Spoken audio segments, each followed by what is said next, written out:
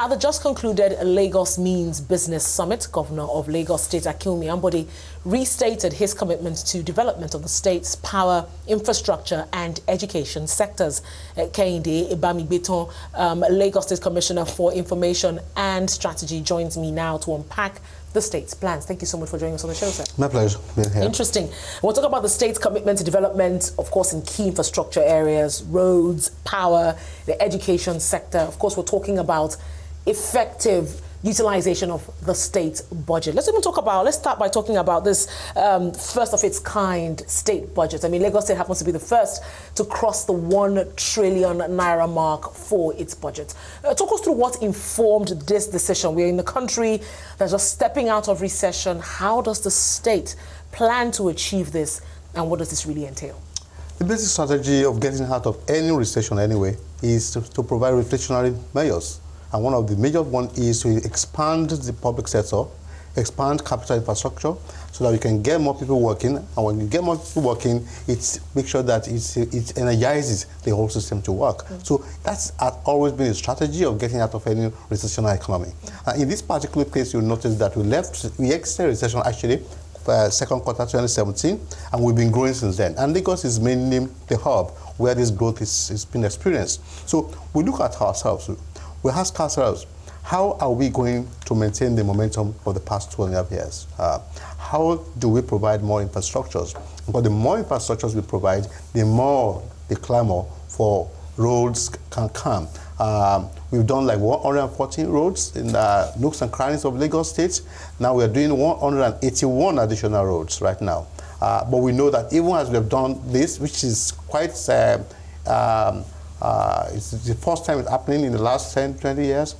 People are still saying, until my own road is tarred, I cannot believe that Lagos State is doing roads. So that puts a lot of pressure on us. Now, for us to be able to achieve that, for example, we are bringing in machines that can produce interlocking materials so that we can cover like 1,000 roads in the next 1 year. That's basically where we're going. For us to do all those things, we need more funds. So we believe that when you look at the school system, for example, we have a large population of youth between age 0 to 40, consider like 65 years, 65% of the population in Lagos. That means like over 10 million people of school age are there, and we need to provide for them if we do not want crisis in the future. We notice, for example, that of people of school age, the state government can only provide, is currently only providing for 35% of them in its public schools. The private sector is providing for the rest. It means, of course, that we have to expand our own public sector contribution in terms of primary education while supporting the private sector to also do more in that area. And when they move from primary school to secondary school, you find that the skills are fewer. So you ask yourself, those who don't get into the secondary school system, where are they?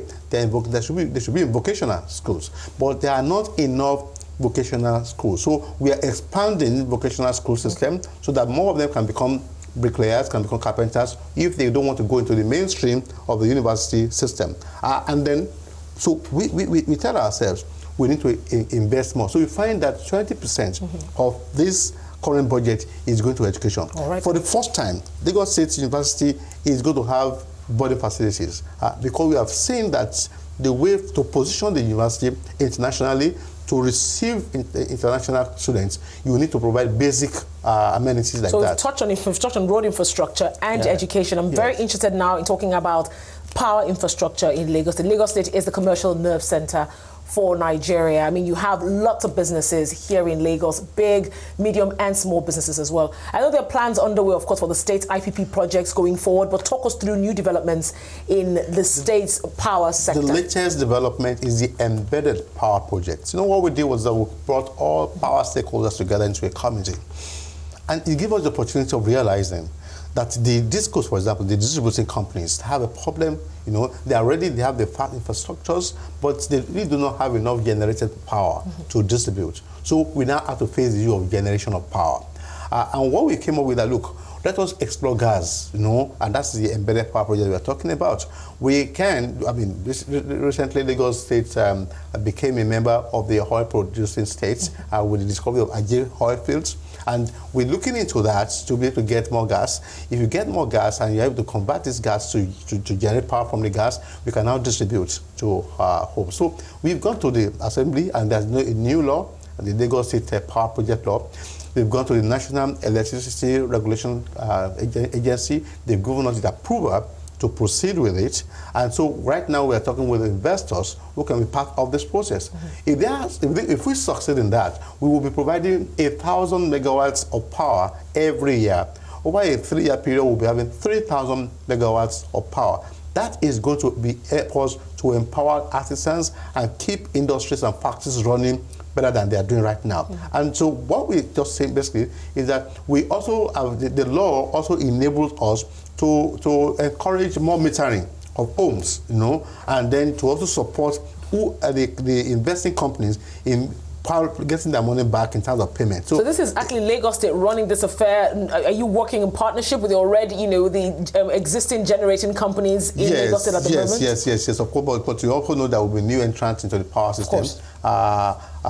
We cannot force the current generating companies to take more if they don't want to. So we are actually opening up the system and enabling people to be part of that process so that we can generate more power for Lagos State. We have tried the IPP system, and that tells us and has demonstrated to us that it's possible to have a subnational create its own power system. So we are leveraging on the IPP system to go into the embedded power system. Now you've mentioned road, we've talked about power, we've talked about education, really key to human survival. There's something we really don't talk about, most of the time, and that's actually water supply in a city like Lagos State. I remember growing up, it was very easy for me to turn on my taps and I have water flowing into, my home without having to have a borehole, as it is very common right now in Lagos. Population has increased over the decades. What is the plan really to tackle Lagos water supply? Of course, you know that, I'm so happy that you have a very, exemplary experience.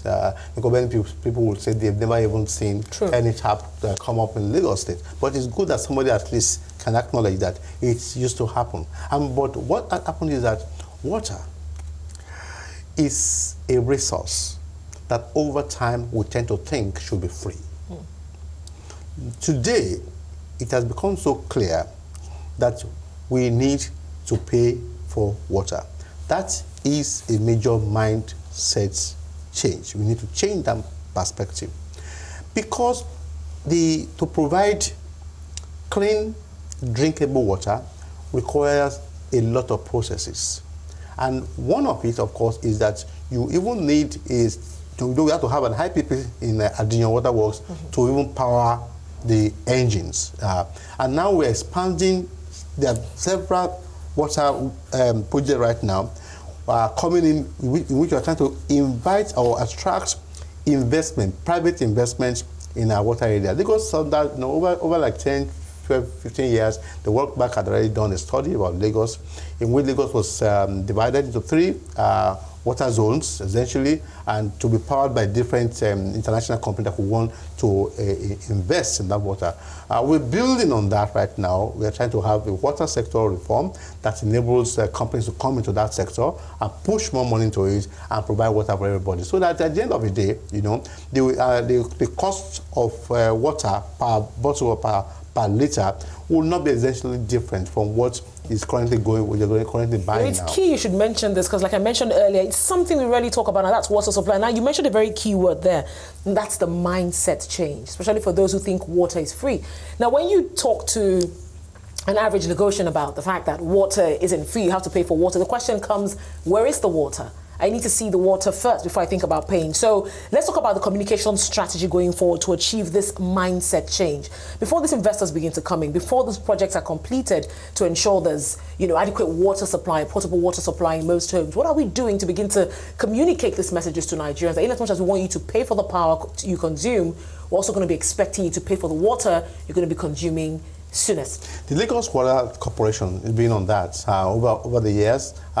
They've been using the little resources that they have right now. They, for example, introduced metering into their water systems, so that you know exactly there's some more transparency in how the value we arrive at for the water that you use. That is on. A lot of metering has been taken after has been done in recent times.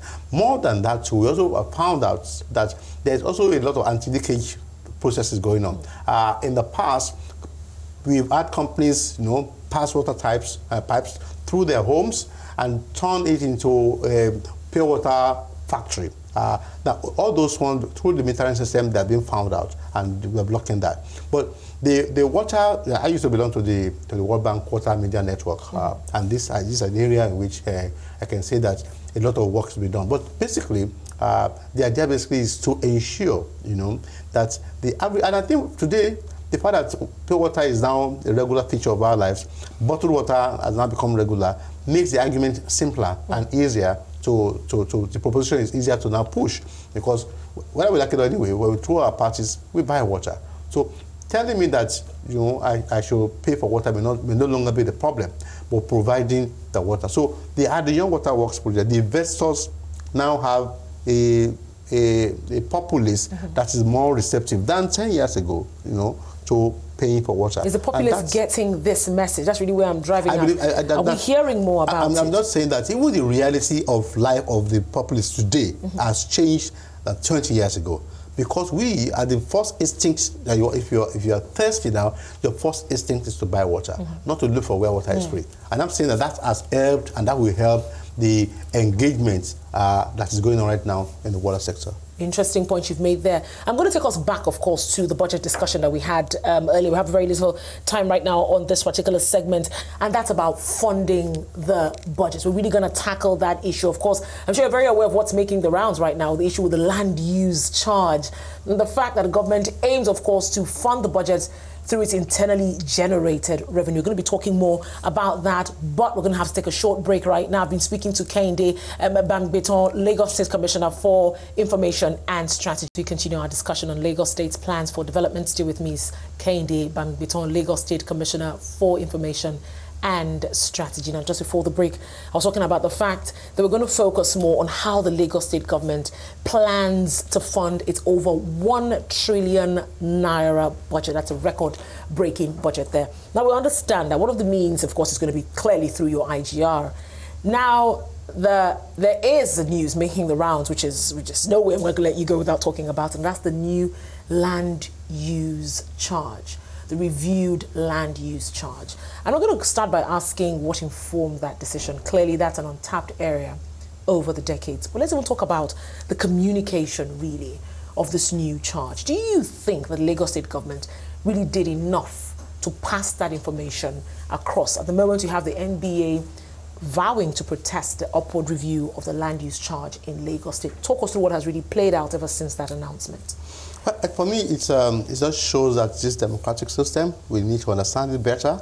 We need to know how to deal with it so that we can get better results from it. You have to recognize that there was a legislative process. And that legislative process, there were 4 different steps. You have the first reading, when the bill is introduced. There's a debate in the House. You have the second reading, and then you have a public hearing, and then you have a third reading before the bill is passed. Sometimes it takes like 6 months to get this done.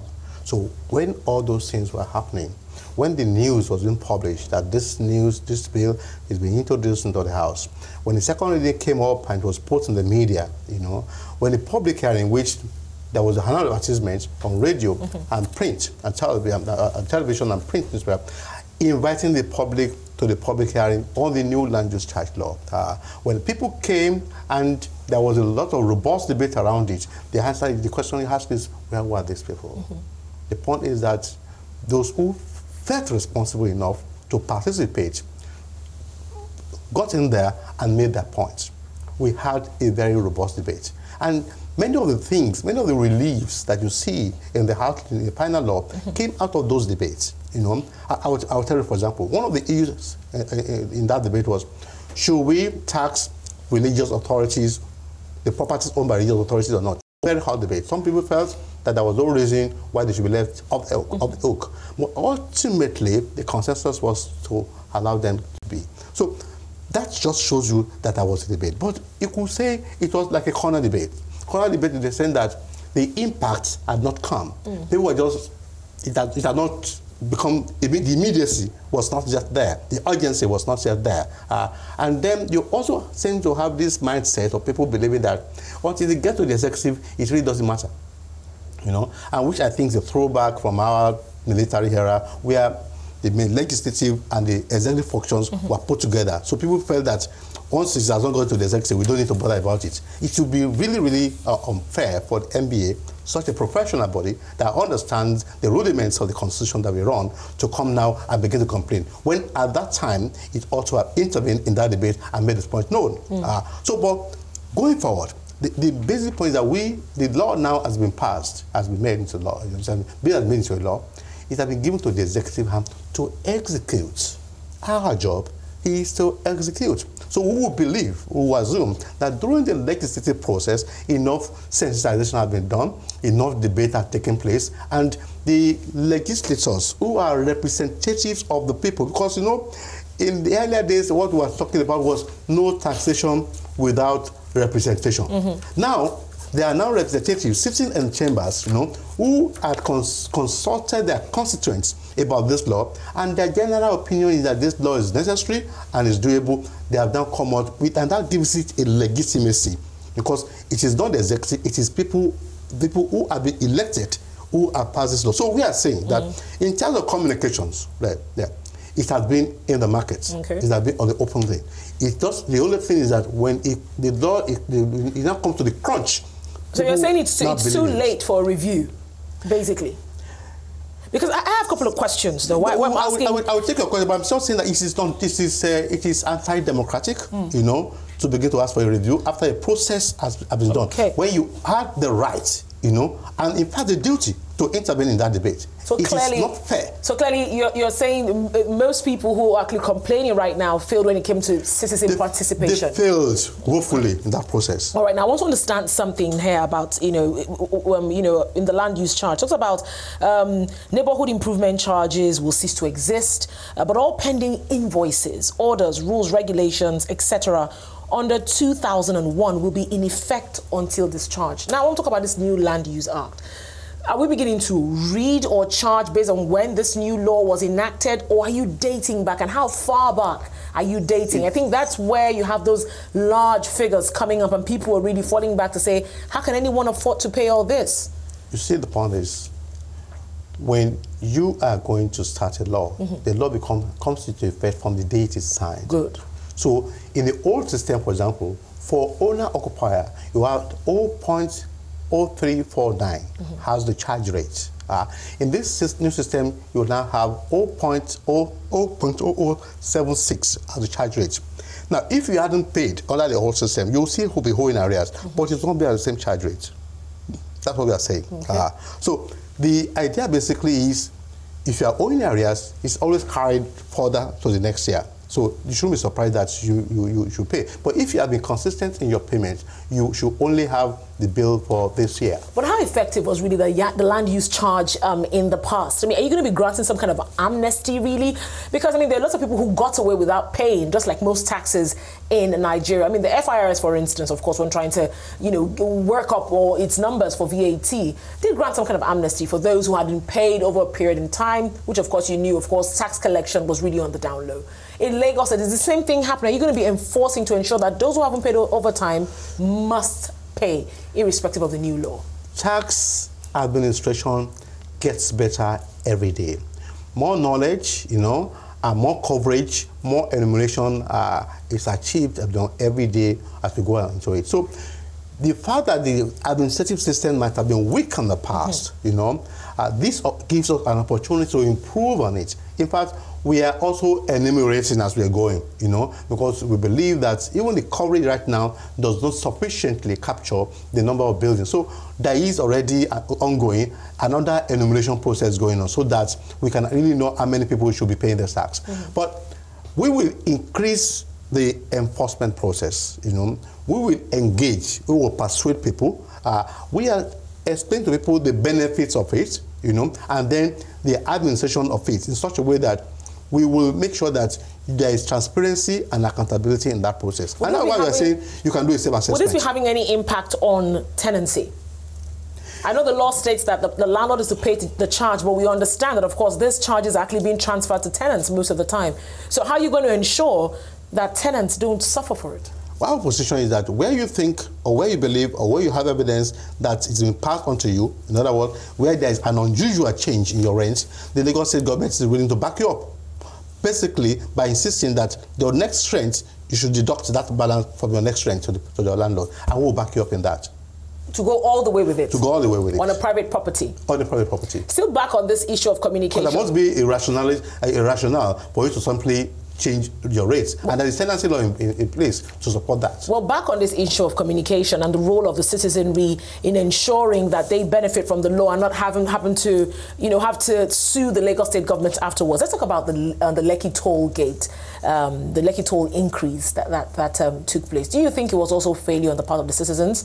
Because, of course, you got... the Lagos State government got a backlash for that as well, the sudden increase in toll fare. Was that well communicated? I think it's not the same context, because here you're talking about the company, even though the government has a stake in it, but basically it's a processor of the government. It's a company, and it's a company that needs to cover its own needs, cover its own responsibilities, and it has found out over time that it is not covering its figures, and so had to increase its tolls.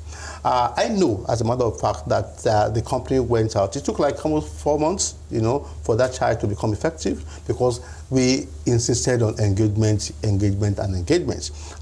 Community development associations were engaged, and the major response at that time was that the community demanded more social infrastructures, for that increase. That they felt that the toll company ought to have shown more corporate social responsibility benefits, by providing schools in that environment, health centers, so that they could benefit more from what its operations were. The issue was not basically the issue from the feedback we got from the engagement process. The issue was not basically about the increase, but what benefits could accrue to people about it. So, but you see, the point is, until the charge becomes effective, people really hardly show enough passion or interest in the matter, and then it becomes like, where has this thing been?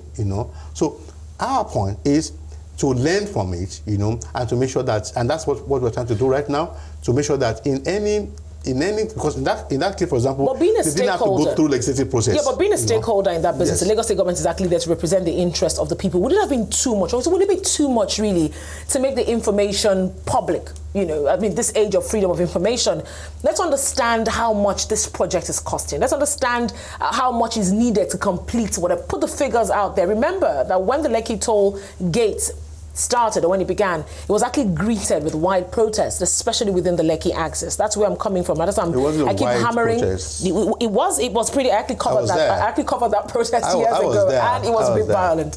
So now we're talking about the fact that if you're going to come back to the issue of communication, that's where I'm coming from. My talk earlier on.